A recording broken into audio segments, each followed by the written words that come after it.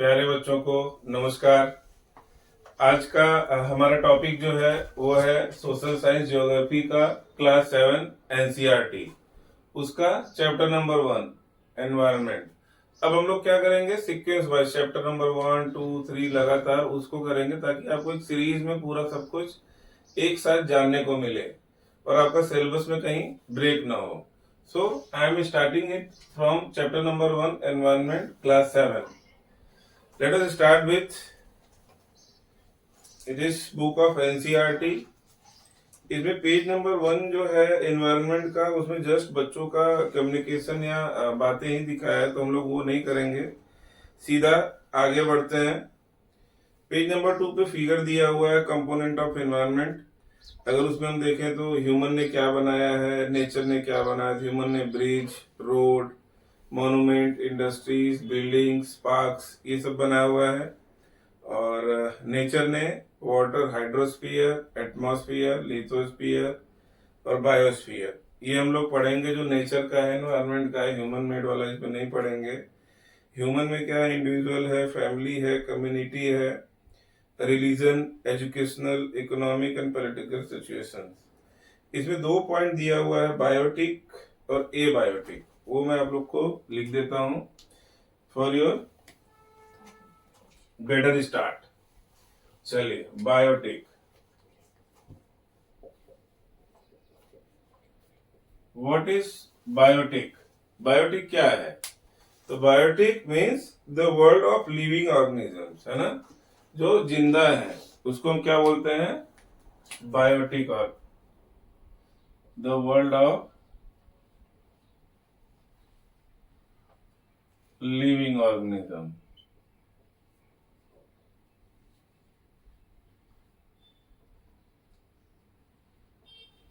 Is biotic. अभी इसके अंदर क्या है, एग्जाम्पल हम क्या डालेंगे, plants and animals.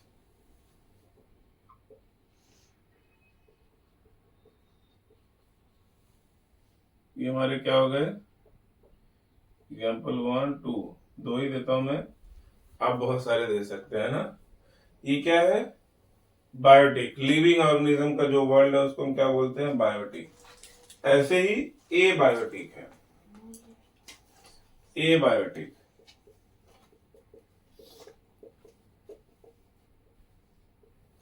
A biotic क्या है, the world of non living organism elements, the world of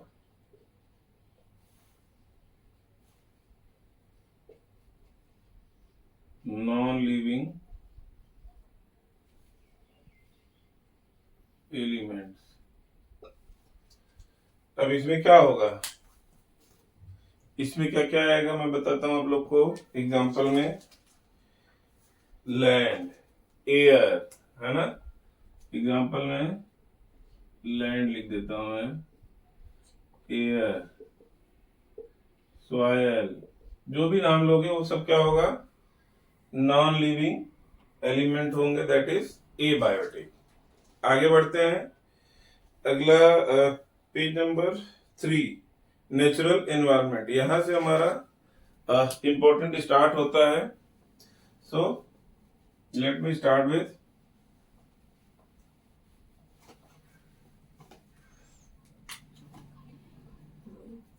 natural environment.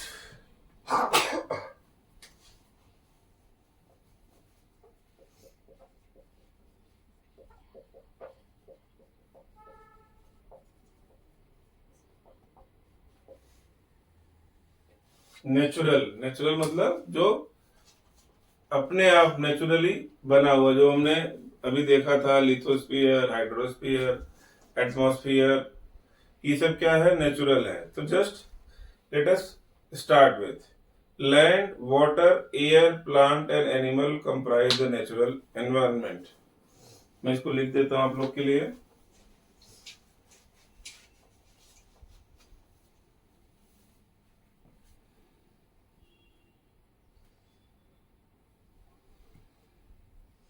Land,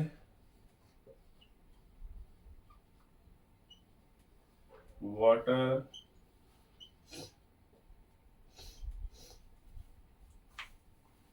air, plants,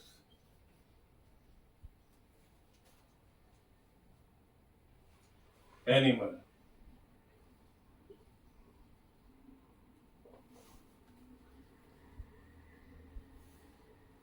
ये सब मिलके क्या करते हैं, नेचुरल एनवायरनमेंट का उसको बनाते हैं। ये ऐसे लिखता हूं, कंप्राइज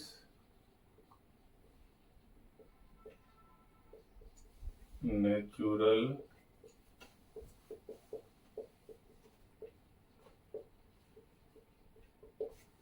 एनवायरनमेंट। तो हमारे नेचुरल एनवायरनमेंट में क्या क्या आया, लैंड आया, वाटर आया, एयर आया, प्लांट्स एंड एनिमल। ये जो अपने आप बने हुए हैं, है ना, इसमें ह्यूमन को का कोई रोल नहीं है इसको बनाने के लिए, तो इसको हम क्या बोलेंगे, नेचुरल इन्वायरमेंट। आगे बढ़ता हूँ। You're familiar with meaning of lithosphere, hydrosphere, atmosphere, biosphere, जो पिछले क्लास 6 की बुक में आपको बताया गया था। जस्ट अगर हम ब्रीफिंग करें तो लिथोस्फीयर,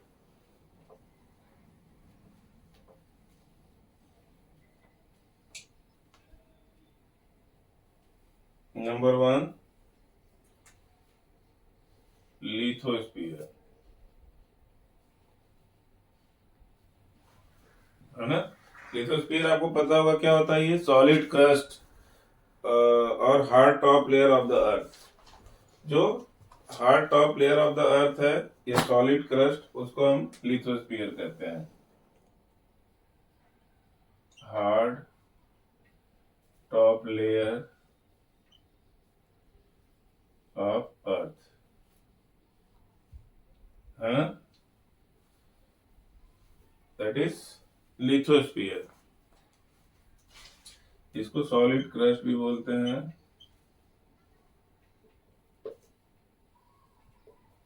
ये क्या है, हमारा लिथोस्फीयर है। It is made up of rocks, minerals, sorry, and covered by a thin layer of soil. It is an irregular surface with various landforms such as mountain, plateau, plain, valley. अब मैं इसमें example लिख देता हूँ। Example, mountain,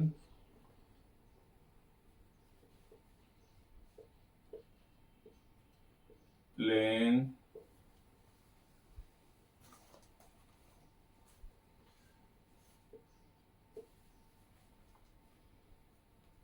plateau,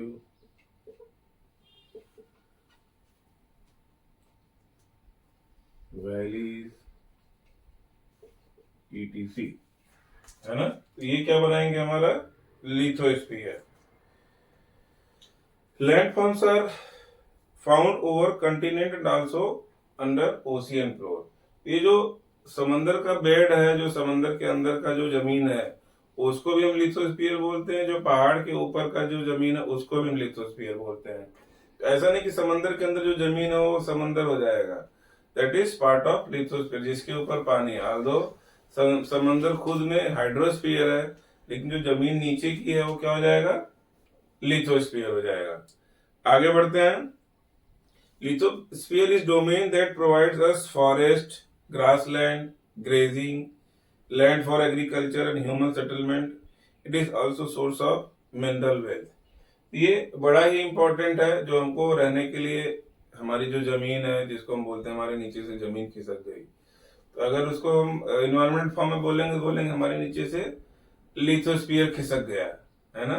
तो lithosphere is very important, जो हमको रहने के लिए, हमको खड़े होने के लिए जमीन देता है, जिसमें अपना घर बनाते हैं। हमको मिनरल्स देता है, हमको फॉरेस्ट देता है, हमको क्रॉप देता है, ताकि हम अपना फसल उगा के खाना खा सकें।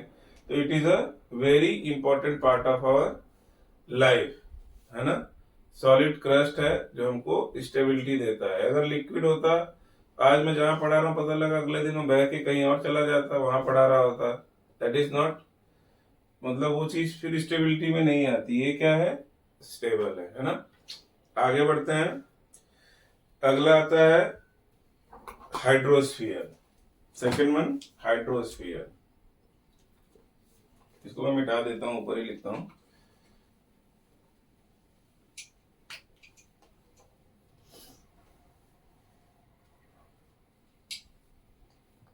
Second one,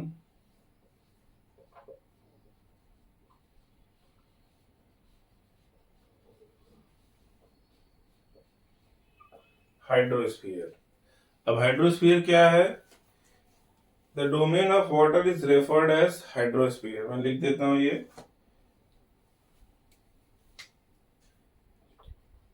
the domain of water is referred as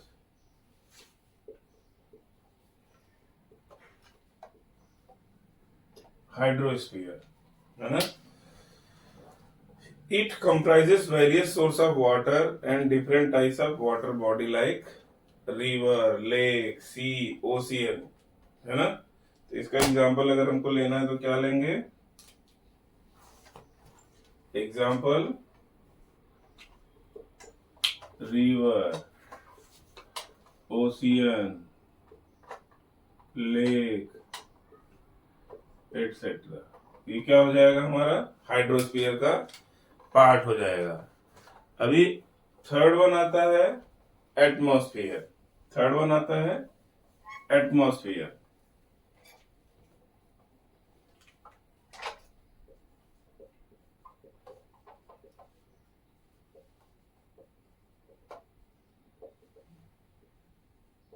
third one is atmosphere. क्या है? Let us check.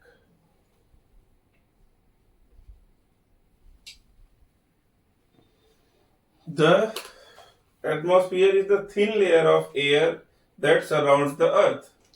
ये क्या है? thin layer of air है। ये तो कैसे खुल गया?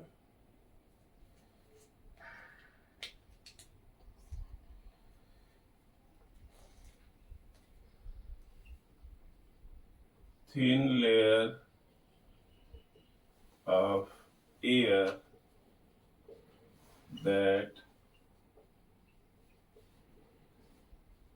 surrounds the earth, है ना? ये भी बहुत इंपॉर्टेंट है। और क्यों ये हमारे अर्थ के अगल बगल ही रहता है, छोड़ के चला क्यों नहीं जाता है? Because of our gravitational force, है ना? अर्थ का जो ग्रेविटेशनल फोर्स है उसकी वजह से जो हवा है ये हमको छोड़ के जा नहीं रही है। पूरे अर्थ के चारों तरफ क्या है? इसने थिन लेयर हवा का पूरा बना के रखा हुआ है। तो जो अर्थ के चारों तरफ जो ये एयर का लेयर है इसको हम क्या बोलते हैं? एटमॉस्फेयर। अब हमको रहना है तो हमको कहा इसके अंदर ही रह सकते, इसके बाहर जाके हम रह नहीं सकते। क्यों? क्योंकि वहां हवा नहीं होगा, ऑक्सीजन नहीं होगा, जो हमारा प्राइमरी रिक्वायरमेंट है वही फुलफिल नहीं होगा। बहुत सारी गैसेस हैं, carbon dioxide, oxygen, major part जो है नाइट्रोजन, ये सब कहाँ पाया जाता है? एटमॉस्फेयर में पाया जाता है। और ये एटमॉस्फेयर जो है हमारी पृथ्वी से लगा हुआ है just because of gravitational pull force exert by our earth. जो ग्रेविटेशनल फोर्स है जो हमारा अर्थ लगाता है उसकी वजह से ये हमारे साथ जुड़ा हुआ है। तो ये इंपॉर्टेंट पार्ट हमारा एटमॉस्फेयर है। आगे देखते हैं क्या है। देखो वही लाइन आ गया, the gravitational force of the earth holds the atmosphere around it. मैं थोड़ा अलग कलर से लिखता हूँ, gravitational force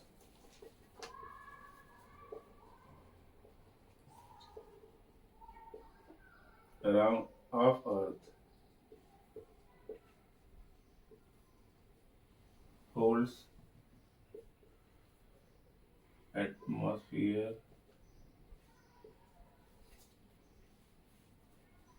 around earth,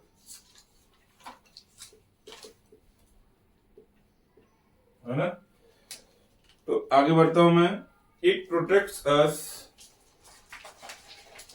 from harmful rays and scorching heat of sun. बिल्कुल, ये जो लेयर एयर है इसका जो पूरा गैसेस पूरा है, ये क्या करता है? जो हार्मफुल रेज आती हैं सन से, जैसे अल्ट्रावायलेट रेज, यूवी रेज, ये क्या करता है? ऊपर ही रोक देता है। वो कौन रोकता है? हमारा एग्जांपल सबसे अच्छा है ओजोन, है ना? ओजोन क्या करता है? वो ओजोन क्या करता है? जो सन से आने वाली रेज है उसमें जो यूवी रेज है उसको ऊपर ही रोक देता है। अगर वो मान लो यूवी रेज, ओजोन लेयर हम हटा दें और यूवी रेज अपने अर्थ तक आए तो क्या होगा, जो हम सब हैं इंसान या एनिमल जो भी हैं, सारे के सारे, मतलब हम अगर धूप में जाएंगे तो हमारी स्किन जलने तक लग जाएगी और बहुत ज्यादा स्किन कैंसर के पेशेंट आ जाएंगे, है ना। क्योंकि वो क्या करेगा, हमारे जो लेयर है, स्किन की लेयर है, उसमें मतलब उसको बर्न कर देगा या फिर उसको हर्ट भी करेगा, है ना। तो कितना इंपॉर्टेंट रोल प्ले कर रहा है ये एटमॉस्फेयर। अगर उसका पार्ट ही ओजोन लेयर है, ओजोन लेयर क्या करता है, यूवी रेस को रोक देता है। मैं लिख देता हूँ, बहुत ही इंपॉर्टेंट, आप लोग को ये आता रहता है। ओजोन का फार्मूला होता है O3, ozone stops UV rays of sun to reach earth surface, earth लिख दिया। तो ये भी एटमॉस्फेयर का पार्ट है जो क्या करता है, स्टॉप कर देता है UV rays of sun to reach earth और हमको बहुत सारी प्रॉब्लम से बचाता है। आगे बढ़ता हूं। It consist of number of gases, मैंने बताया nitrogen, oxygen, carbon dioxide, dust and water vapour. The change in atmosphere produces change in weather and climate, है ना। एटमॉस्फेयर में चेंज होगा तो क्या होगा, वेदर और क्लाइमेट में चेंज होगा। वेदर और क्लाइमेट दोनों हम लोग पढ़ चुके हैं। वेदर क्या होता है, डे टू डे जो हमारे टेम्परेचर एनवायरमेंट, जैसे आज धूप है तुरंत बारिश आ गई, दैट इज वेदर। और क्लाइमेट क्या होता है, ओवर अ लॉन्गर पीरियड, अगर 20-25 साल की बात करें, किसी एक प्लेस का जो वेदर कंडीशन होता है उसको हम क्या बोलते हैं, क्लाइमेट बोलते हैं, है ना। आगे बढ़ता हूं मैं। The plant and animal kingdom together make biosphere और लिविंग वर्ल्ड। एटमॉस्फियर हो गया हमारा, बायोस्फीयर करने जा रहे हैं हम लोग। आई होप आप लोग को अच्छे से समझ में आ रहा होगा। Because it is beginning, so I am taking full time to make you understand all the concepts related with this chapter, biosphere.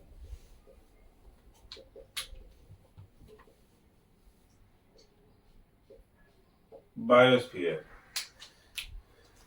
Plants and animal kingdom together make biosphere or living world. मैं लिख देता हूँ, plant and animal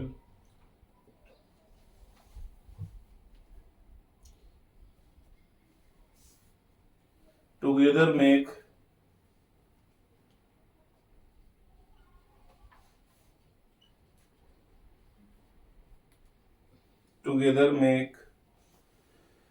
biosphere or living world.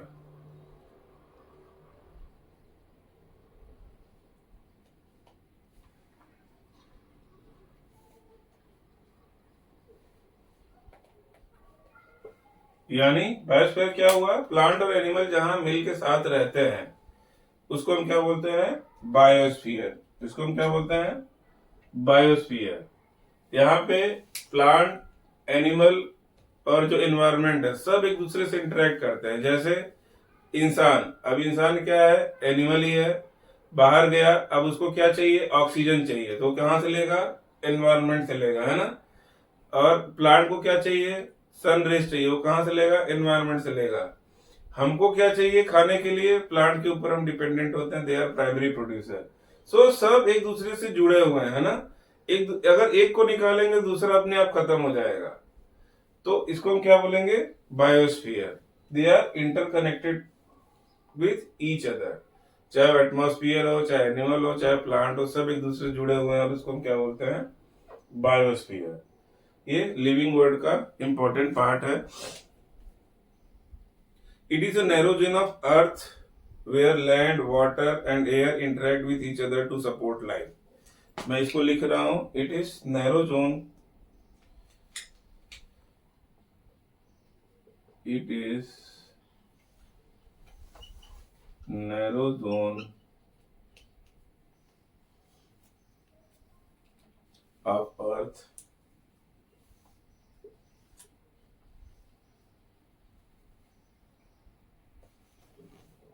where land, water and air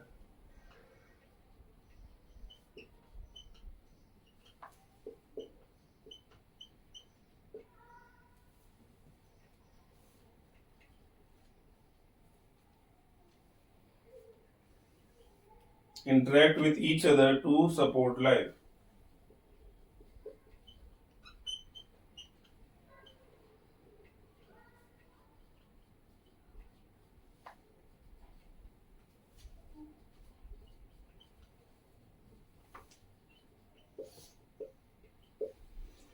very important, मैंने आपको explain कर दिया था कि ऐसा जोन है जहां पे एक दूसरे की जरूरत है, बिना एक दूसरे के सहारे कोई रह नहीं सकता है ना। तो ये क्या हो गया, हमारा बायोस्फीयर हो गया।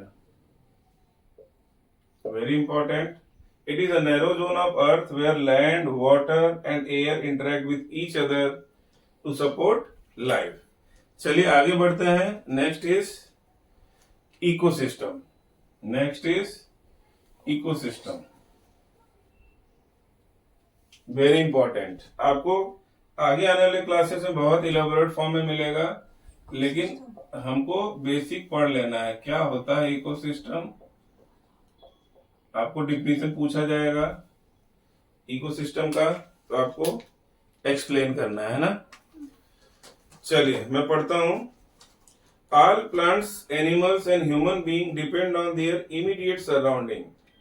Often, they are also interdependent on each other. This relation between the living organism as well as relation between the organisms and their surrounding form an ecosystem. थोड़ा सा बड़ा है बट मैं लिखता हूँ, शॉर्ट करके लिखने की कोशिश करता हूँ इसको।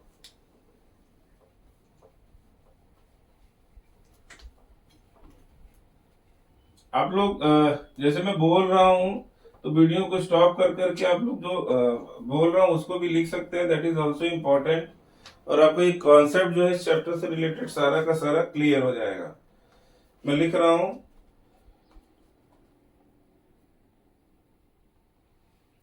All plants, animals and human being depend on each other on their immediate surrounding. Often they are also interdependent on each other. The relation between living organism as well as relation between the organisms and their surrounding form an ecosystem. The relation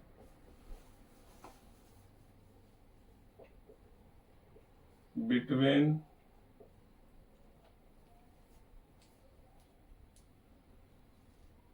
the living organism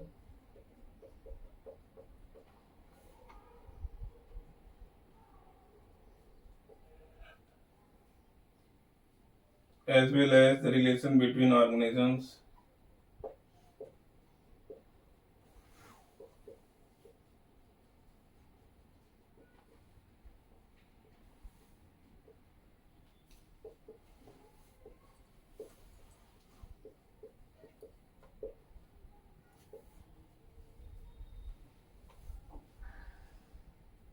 and their surrounding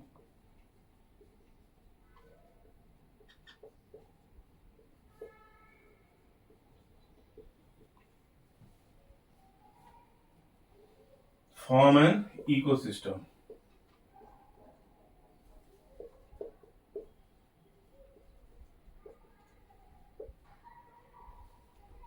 समझ में आ गया हमको। जो organisms, living organism है और उनके surrounding मतलब atmosphere, hydrosphere, lithosphere, सबका इंटरेक्शन एक दूसरे के साथ रहता है, एक दूसरे के ऊपर ये लोग हैविली डिपेंडेंट रहते हैं। और ये जो है इसी को हम क्या बोलते हैं, इकोसिस्टम बोलते हैं। सबको मिला के सारा लोग जहां हम लोग रह रहे हैं, जैसे हमारा घर जहाँ पे हमारा परिवार, हमारा सारा सामान, तो हमारे लिए, मेरे लिए मेरा घर क्या है, मेरा इकोसिस्टम हो गया। ऐसे ही एनिमल है, एनिमल के लिए फॉरेस्ट उसका क्या हो गया, इकोसिस्टम हो गया। ऐसे ही फिश है, उसके लिए वाटर जो पॉन्ड जहां वो रह रहे उसका इकोसिस्टम हो गया। मैंने बहुत ही लेमन लैंग्वेज में बता दिया, relation between the living organism as well as relation between organism and their surrounding, है ना।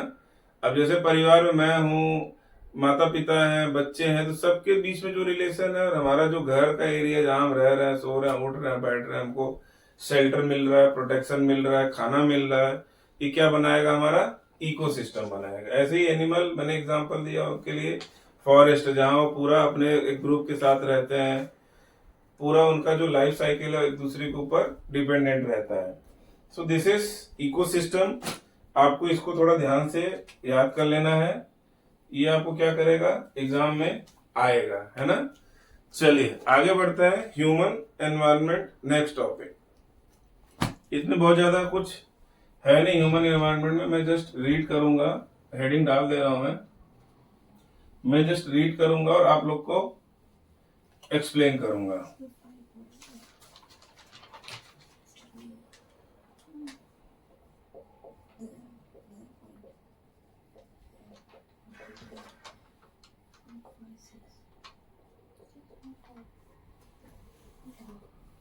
Human environment. Let us read. Human being interact with environment and modify it according to their need. अभी सबसे